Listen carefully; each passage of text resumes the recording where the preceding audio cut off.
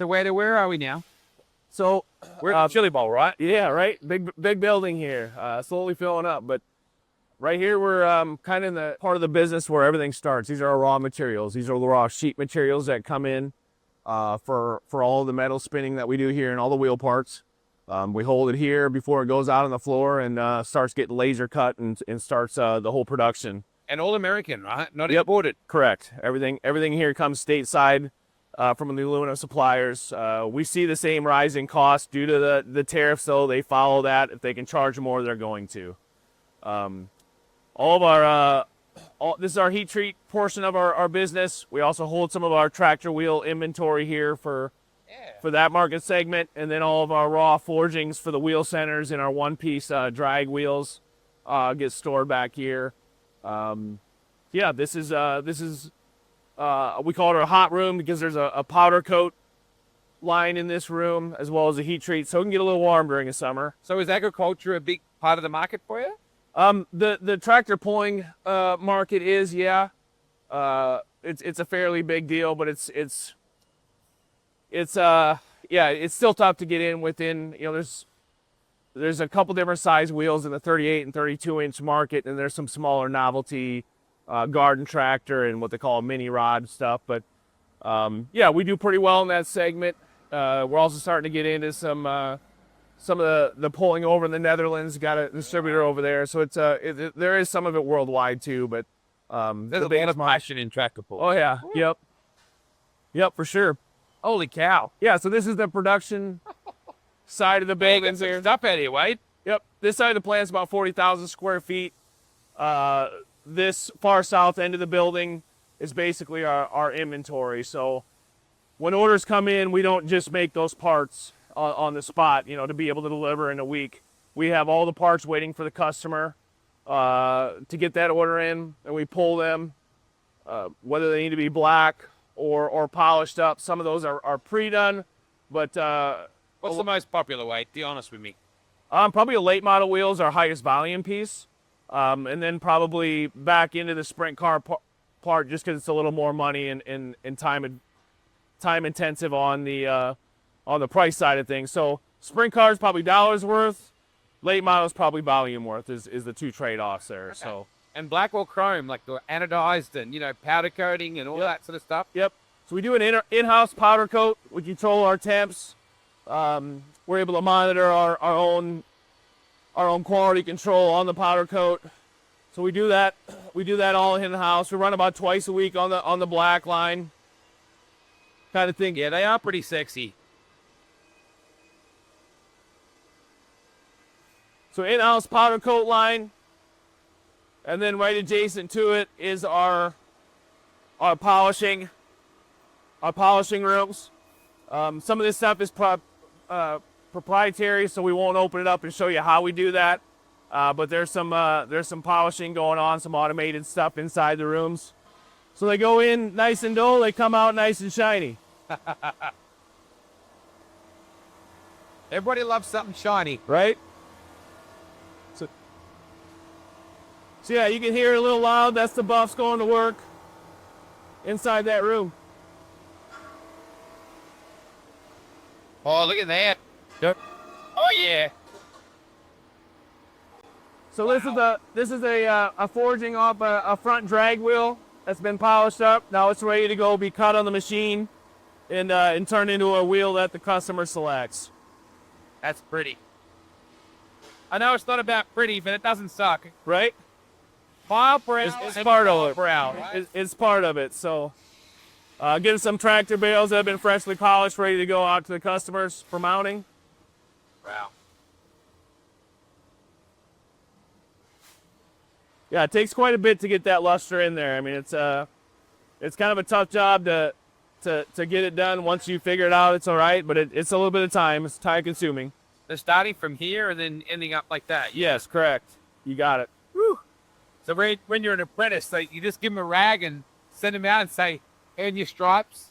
It's there is a learning curve to it, and some guys get frustrated right away and they don't like the polish. I got other guys that they get a knack for it and it's easy and it's fast and then they get they get to working against each other and have a little competition who's the shiniest and who can get them out the fastest, and that's kind of keeps them rolling. So How many staff do you have, Wade? between our tour room / machine shop division and the main wheel company division, we run just short about 30 employees. Okay. Enough to keep them busy. Yep, absolutely. So what you see here is one of 4 spinning machines that we operate here on the floor. This is one that was rebuilt after the fire. I bought this in the early 2000s. It was my first spinning machine, and we totally rehabbed it after the fire. New electronics, new computer, new components where needed.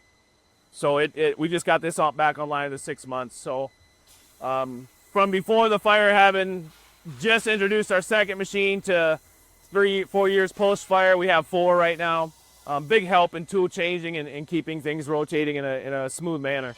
4 years it took you to pretty well recover from the fire. Yep. And probably, we had all of our equipment back online, by 22, 23, but it just took another 2 years to shrink that backlog of wheels down from 6 months to 3 months to 6 weeks to 3 weeks, and now we're back down to about a 1 to 2 week lead time on our orders. So I like the Be Wiser by Keizer. That's cool. Right. So 28 years in the industry now, or thereabouts? Yeah, just short of that, I believe. But yeah, we're coming up on the 28-year mark. I personally have been operating the business about 23, 24 years, I guess. Yep. So yeah, I spent some of the time on the shop, did a lot of welding, a lot of programming before I got into the office, and kind of stayed there full time. Now that I do a lot of the R&D design work, new product development. I have a sales guy that helps me now keep up with that stuff. So yeah, it's all done here, whether it's broaching out the center. This is a sprint car wheel that we've done the second op on the post machining. Now it's going to be put on the broach machine, and they'll get the splines in there and ready for the car. So, and then they're ready for assembly. But you've obviously got a lot of faith in the industry, right? In the racing industry. I mean, it's obviously proven for us. It's we have a lot of loyal customers, whether it's in the drag market, whether it's in the dirt track market. Some of my distributors have been with us for 25 years. So, and I've grown, and others have been with us for 10 years. But kind of what makes our world go around is our good distribution partners. Yeah, wow. Man, you got a big... That equipment, light rotating parts to it all. How big was your shop before it burned down compared to we were about half the size. We were about 40,000 square feet total. This new building's 80,000 square feet. And then we have another warehouse that we rehabbed from the fire that's about 30,000 square feet. So plant 1 and 2, as needed. Looks like they're running some forged wheels here today, whether it be our wheel centers or one-piece wheels. That all gets done on this piece here. We're looking at probably changing out this machinery row and getting into a full pallet system that can be run and operated from 2 different machines, and some quicker swap outs. This never stop improving, huh? Right. It's just kind of that constant. Well, the sport is evolving constantly, isn't it? So right. I got to say, I know you don't do road vehicles, but man, your wheels would be sexy on the street. Yeah, you never know. Golf cart. Right. Like we do a fair amount of golf cart stuff with some really unique 10-inch diameter, 14-inch wide wheels. There's a few different things that we play with.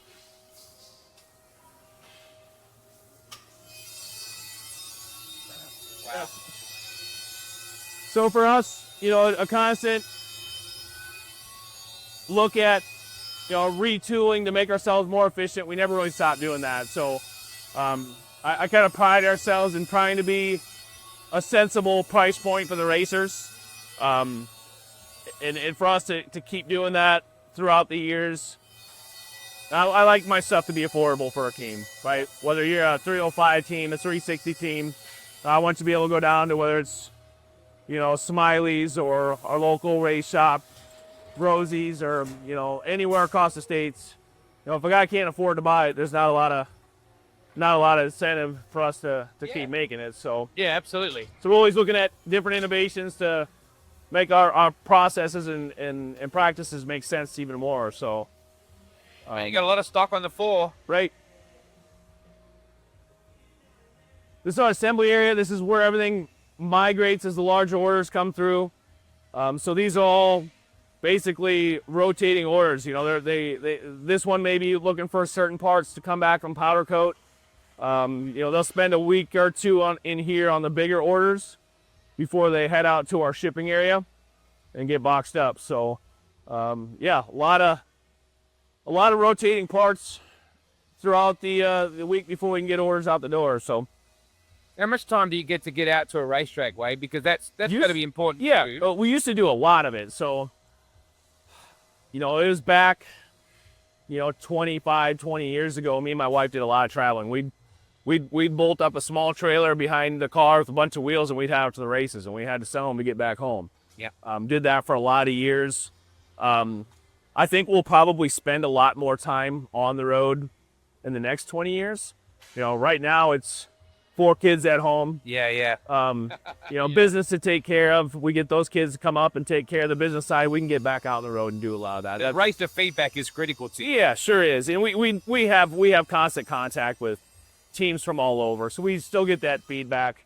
But we're also race fans, right? Like, so there is a point where me and Ange will probably have our motorhome a little later in life, and we'll get to do that traveling again. You know, we raced for 10 years and traveled all over to, you know, Illinois, to Kansas, Oklahoma with the small car, and had a lot of fun doing that. But yeah, life changes, and you got to buy diapers and that fun stuff. Go to Australia, Right. The little things like that. 100%. With the, you know, the Earharts and the Hallets. Yeah.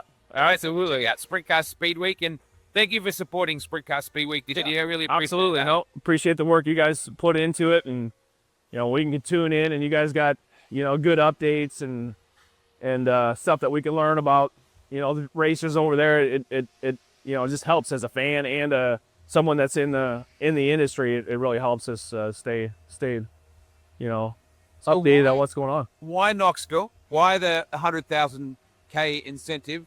And explain how that works, Wade. Yeah, so it's kind of a bounty. Like, I look at the last, you know, 28 years of racing, and the tremendous success we've had through that. You know, there's really not a race right now that's on my bucket list because we won them all. You know, whether it's the National Open, World Finals, you know, Clay Cup, you just go across Chili Bowl.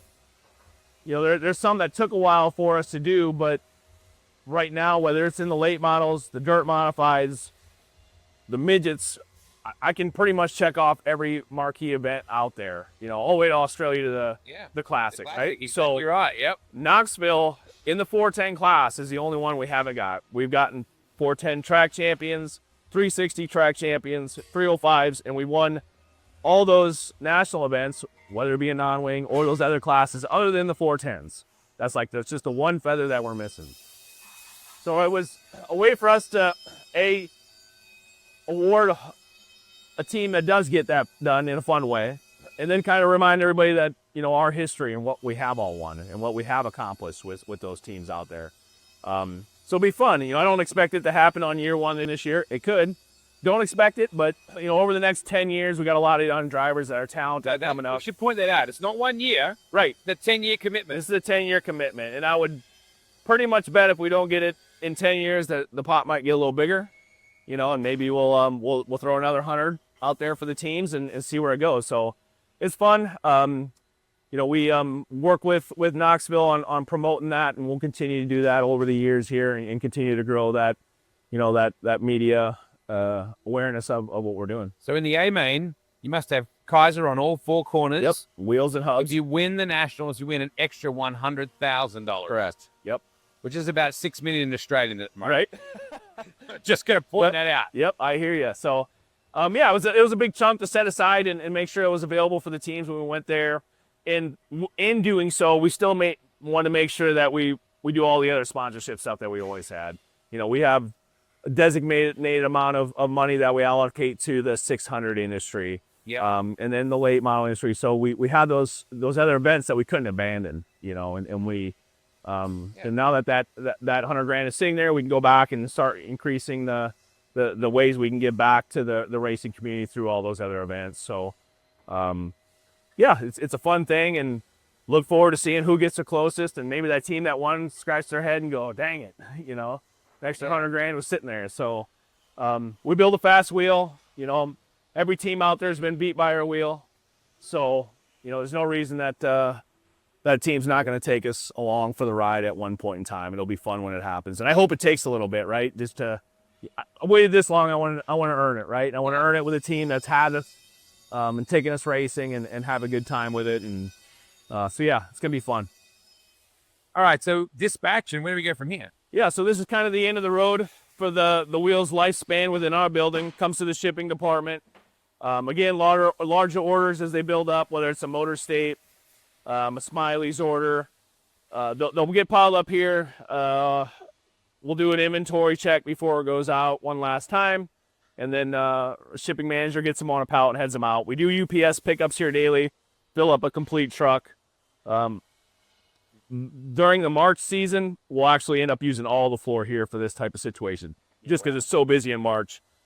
We're just coming into, if you could say there's an off season, which there really isn't anymore, we're probably coming into the slower time of the season, I guess you could say. And it used to be we'd really see peaks and valleys, but now we're pretty even, just because we were so diversified and we do a lot of different things, whether it's UTV racing, formula car racing. You know, we're really drag racing. We're really diversified across all those markets. So we don't have the valleys that we used to have, but for the dirt track stuff, you know, July, August, all those teams have their stuff. They're trying to maintain and just kind of keep them fed in a quick manner. A lot of teams call you now; they need it by Friday, right? Yeah. So we pride ourselves on that service. That's a big part of what we do here, being able to actually get the stuff to the guys if they can't. So location-wise, where you're based, yep. Which is where? We're in Northwest Iowa, so Jackson Speedway is real close to us. Houston Speedway is real close to us, and it does give us a nice hub across the U.S. You know, to get it to California within 3 days, or PA within 3 days. It's real reasonable that way. So, yeah, and we got a lot of warehouses and dealers that we work with all over, and they help keep that supply chain rolling for us as well. Your dad and Mr. Keizer would be pretty proud, I think, of where this is all about, mate. If my dad was around, he probably wouldn't let me probably keep rolling the dice each time, right? But you know, when you're 25 and you got a dream, and my brother-in-law's here with me, you know, we kept rolling the dice, and it kept working, kept winning on Saturday, sold wheels on Monday, right? And that's kind of how it evolved, and had fun with it. Man, it's been a long road to get here, you know, with the fire and just building up the business. But I love where we're at today. Got, you know, a great team here that work with us, great distributors, great racers, great product. We're stronger than we've ever have. And yeah, now we're just kind of building the future, see if our sons want to come in and do this in the next 20 years or, you know, or who knows after that. So let's see if they're wiser. Right. And they stay with Keizer. Right. Absolutely.